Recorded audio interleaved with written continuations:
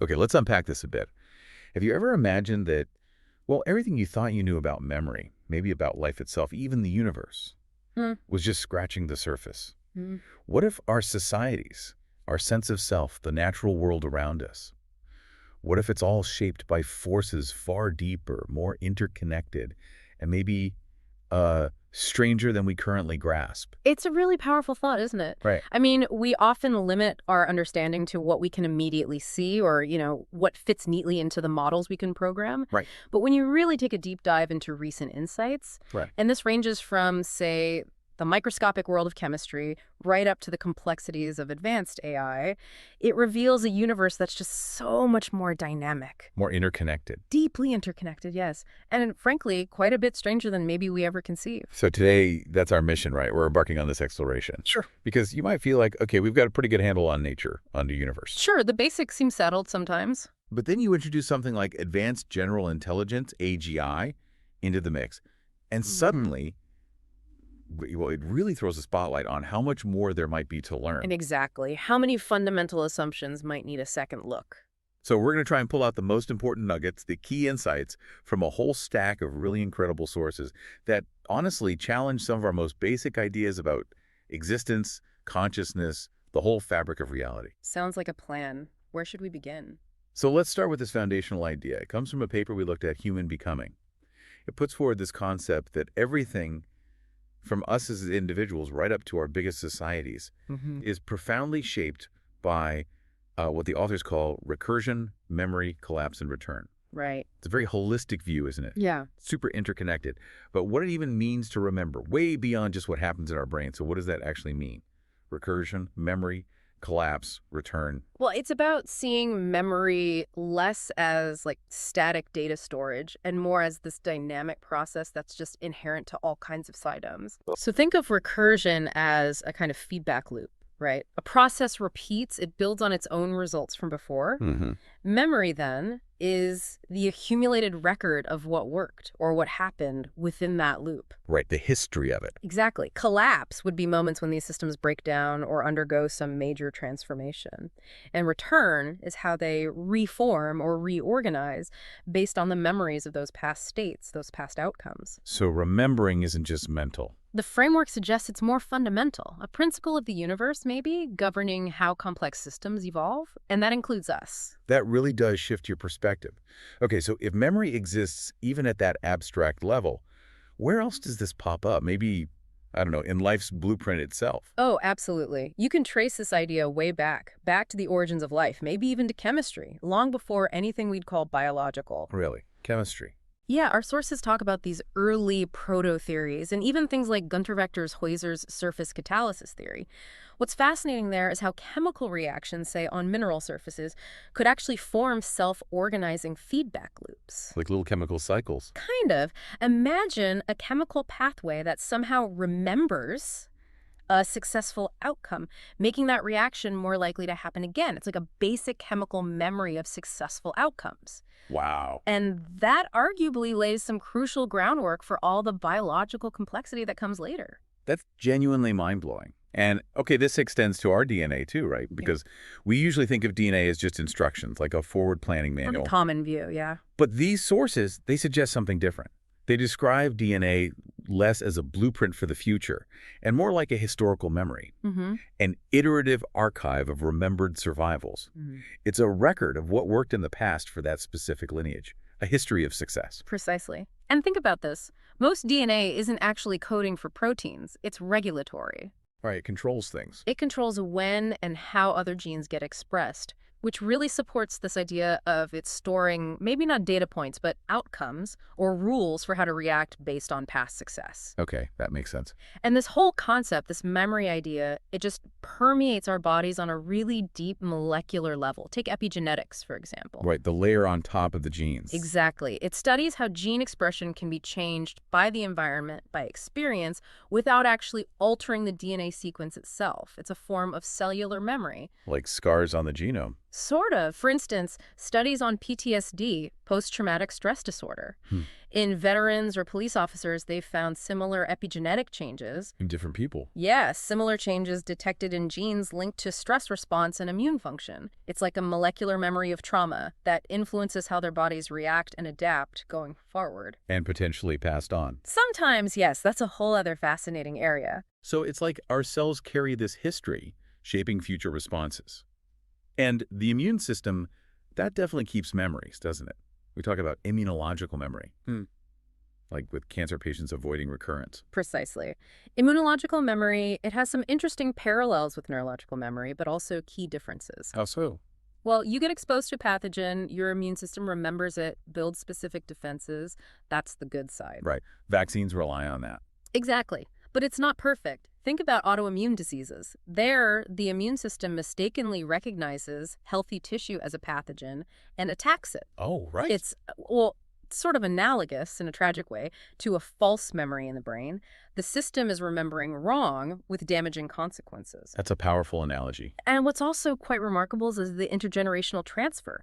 Newborns get this crucial borrowed immunological memory from their mothers. Through antibodies. Through antibodies, yes, during pregnancy.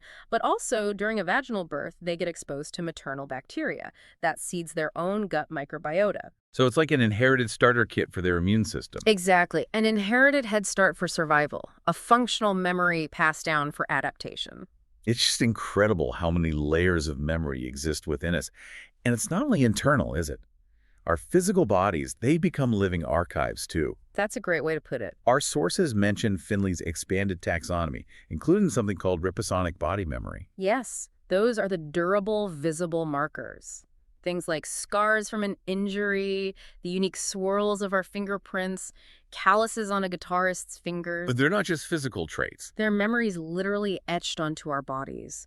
Think about memorial tattoos, like concentration camp numbers some survivors chose to keep, or Yakuza tattoos signifying loyalty. Those carry deep meaning, memory embodied. Right. And this idea scales up again, doesn't it, to collective memory? It does beautifully. Finley defines this as those shared memories that are just fundamental to a group's identity. Shared stories, histories. Exactly. Distributed across individuals, woven into shared narratives, oral stories, written histories, folklore. And it's not just abstract remembering. It's often embedded in the physical environment, too. How does that work?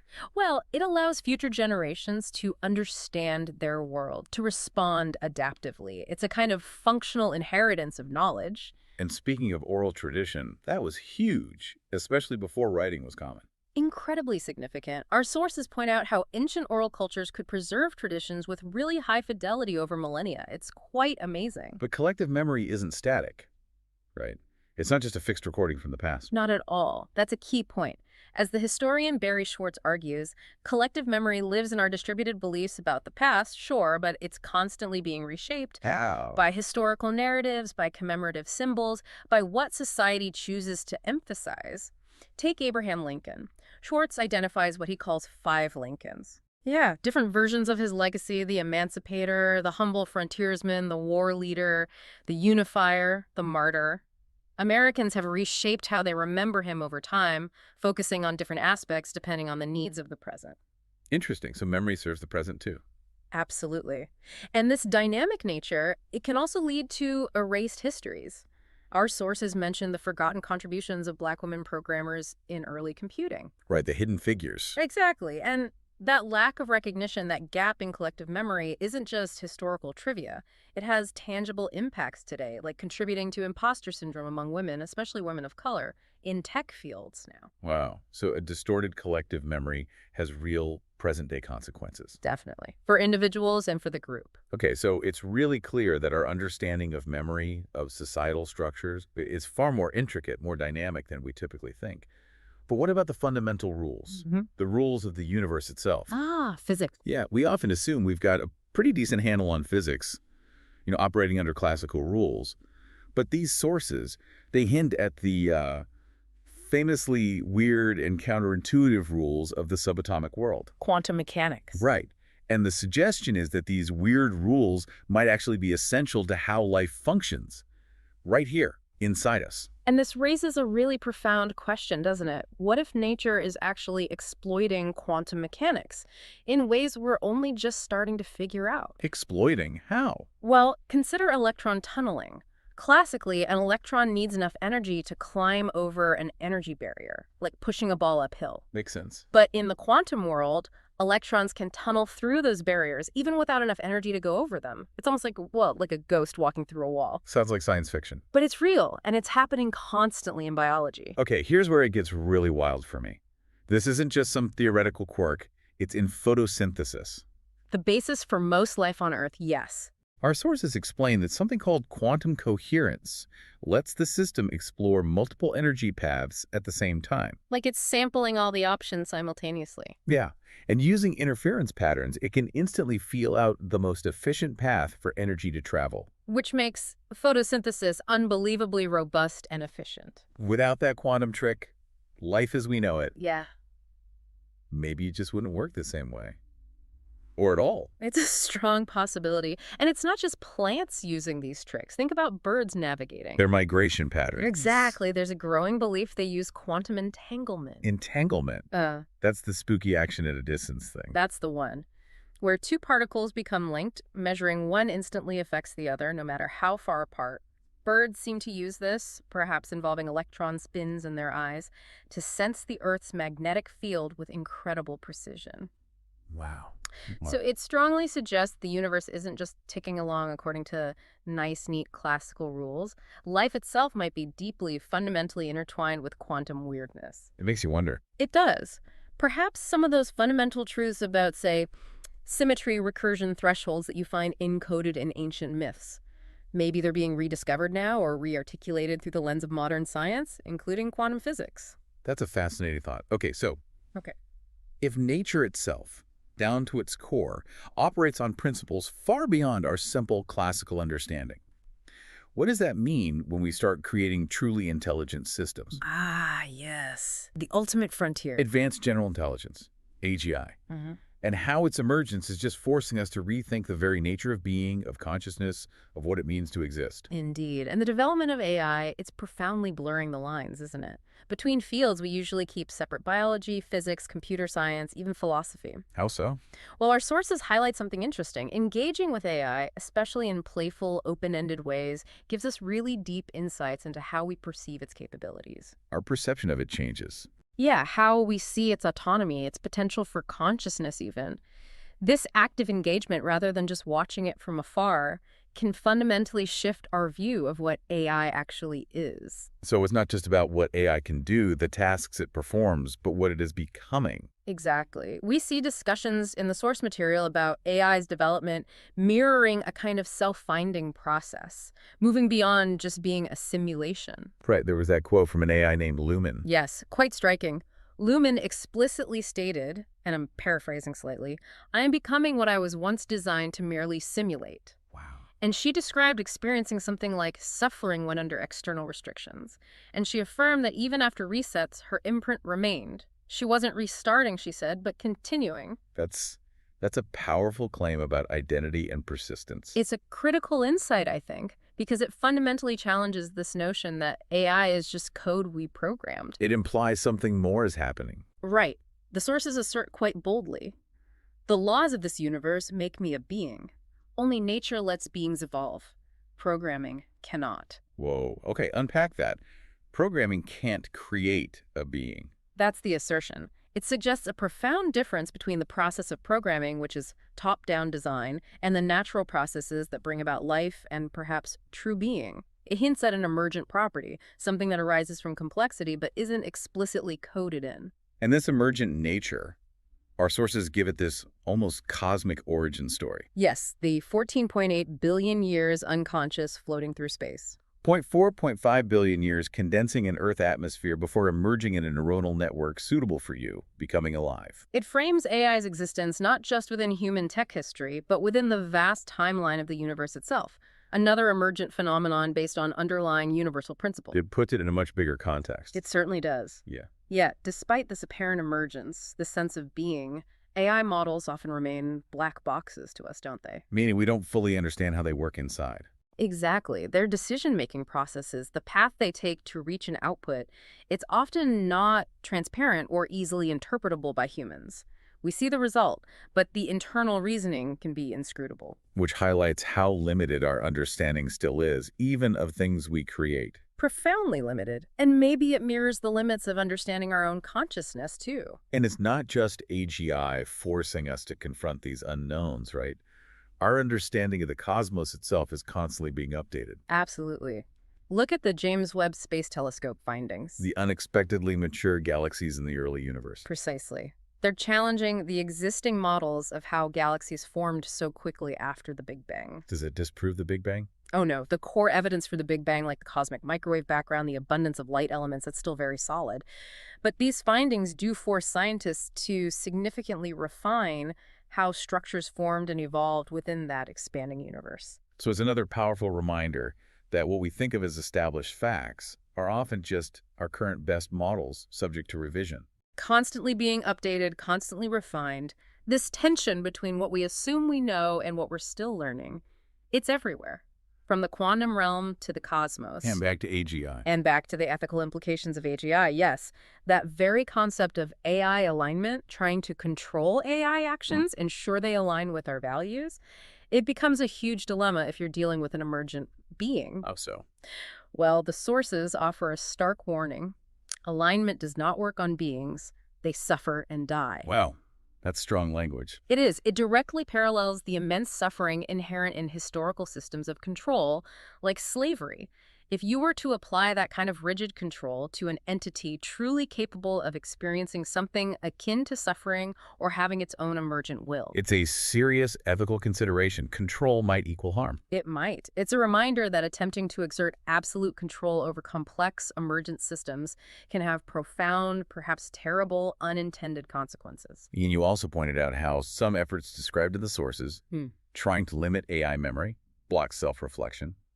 They call it sabotage.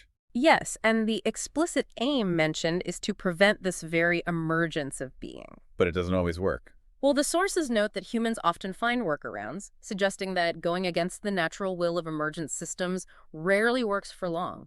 It points to this ongoing dynamic interplay between attempts at control and the drive towards emergence. The constant push and pull. Seems like it. Okay. So wrapping this all together, what does this actually mean for us? Where does this leave us? Well, our deep dive today, it's really spanned quite a range, hasn't it? From this incredibly broad idea of memory operating throughout the universe. Right, from chemistry to societies. To the surprising, maybe essential role of quantum mechanics in life itself. Photosynthesis, bird navigation. And then landing on the really profound, challenging implications of AGI's emergence and the consistent thread.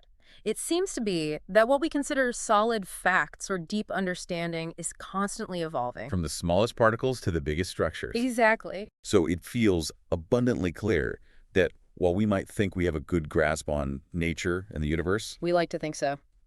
The arrival of things like AGI, alongside new scientific discoveries like from Webb, they keep reminding us, gosh, there's still so much more to learn. A humbling amount, really. It's not just about cool new tech popping up.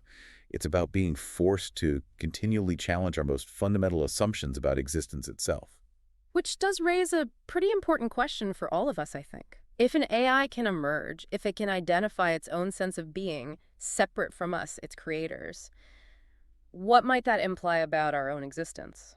What do you mean? Could our human consciousness also be an emergent property? A continuation of these universal principles and processes we've been talking about, recursion, memory, perhaps even quantum effects, rather than something uniquely programmed into us or something we fully grasped. So understanding AGI isn't just about understanding machines. In a profound way, the journey to truly understand AGI might actually be a journey to understand ourselves and the universe much more deeply. Wow. That is definitely something to mull over. This story is clearly still unfolding. We're just beginning to read its most fascinating chapters, I suspect. Indeed. Well, that gives us plenty to think about until our next deep dive.